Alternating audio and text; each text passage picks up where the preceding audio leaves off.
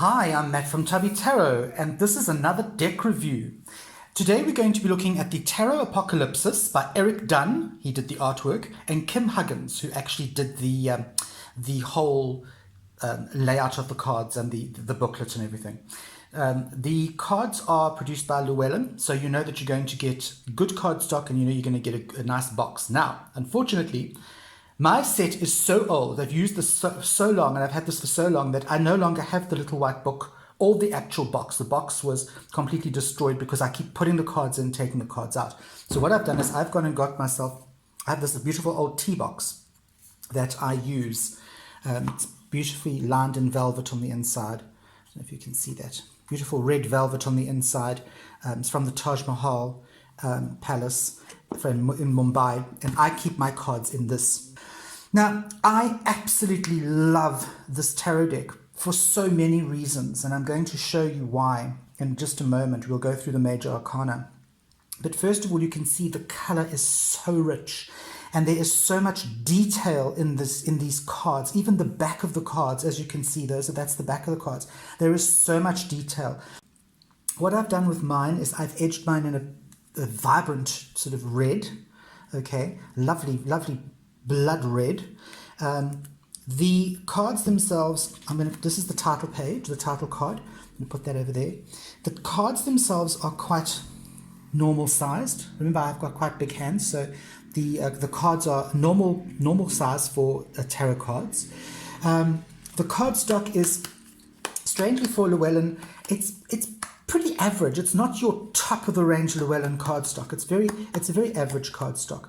They're not high gloss. They're semi gloss. Okay, so you can read under bright lights or outside with them. As I said to you, this is the back of the card. Beautiful, rich, embossed jewelry. Oh my God, this is just so awesome. Okay, so I'm going to put that aside, and I'm going to just show you. This is the major arcana here, and this is a special extra card that you get with this deck, and I'm going to leave that as a surprise for at the end of the video. If you do stay to the end of the video, there is also my little sort of something that I've noticed about this deck that I'll share with you. But let's go through the major arcana. I want you to see how lush and intricate the drawings are.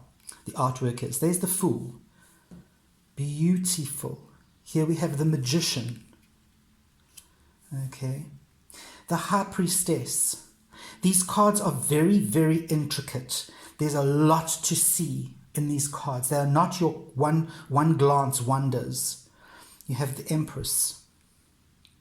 There's a lot going on in these cards. The Emperor.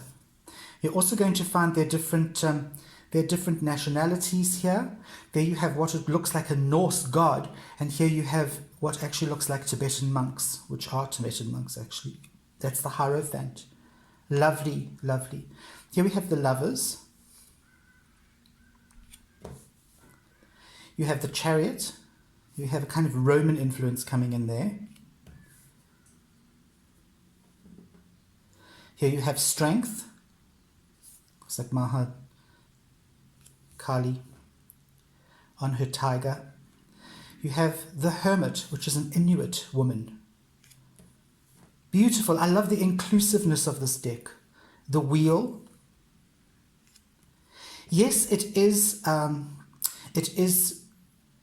digital collage, as all his decks are. There's Justice. But it is an amazing amalgamation of visuals that he's done here. Here we have the Hanged Man, so clever. This is a tribal ritual that is done. The American Indian people, the indigenous American Indian people do this sort of tribal ritual where they hang from hooks. Here we have Death. Beautiful Death card. Again, so sumptuous. Sumptuous is the word for these cards. Temperance. Interesting that you have a male figure for Temperance. Here we have the Devil. Wonderful Devil card.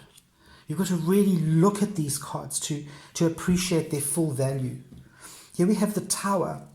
There you have, this guy here is called an Agorai. And go and look them up. They're quite interesting people. They sit in the Hindu by the burial mounds, and they actually cover themselves in the ashes of the dead people. Very interesting. Here we have the star. Beautiful. Almost Christian, Mother Mary kind of looking. I'm actually at a loss for words. These are so beautiful. And then, of course, the moon, which is almost a diametric opposite to that. Look there, darkness, the dark, the savage dogs. Here you have the sun, which is a male. And yes, the sun is actually a male energy, believe it or not. You have your moon, which is the female energy, and you have the sun, which is your male energy. Gorgeous, gorgeous. Here you have your judgment card.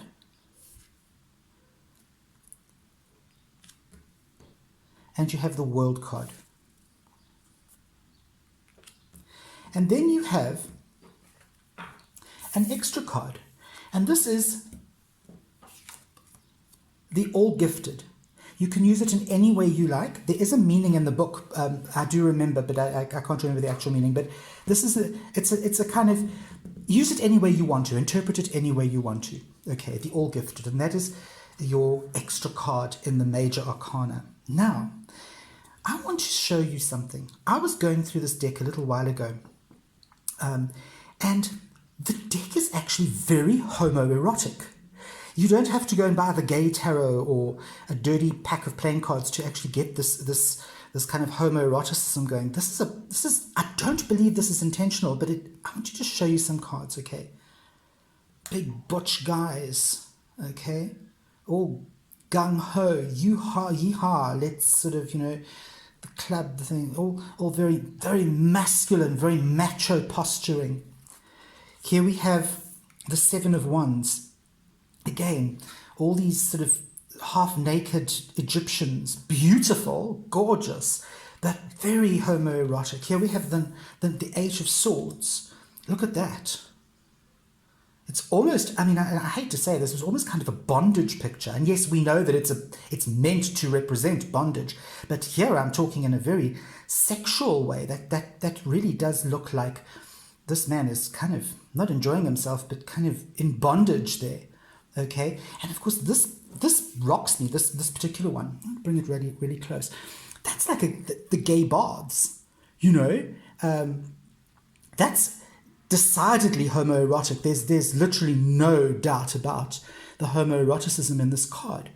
And if you go through a lot of the minor arcana, you will see this cropping up again and again, and you will understand what I mean by homoerotic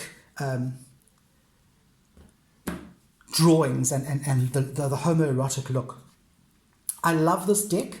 I know this we have run on a bit to almost 10 minutes here, but I absolutely love this deck, and I really, really highly, highly recommend you get it. It's not cheap. It's about $23 on Amazon.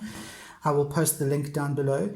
It's a deck that reads beautifully, and it is a deck that, honestly, I think every single person should have this deck in their collection, simply because it is so, so beautiful. I'm Matt from Tubby Tarot, and I will see you next Sunday for another deck review.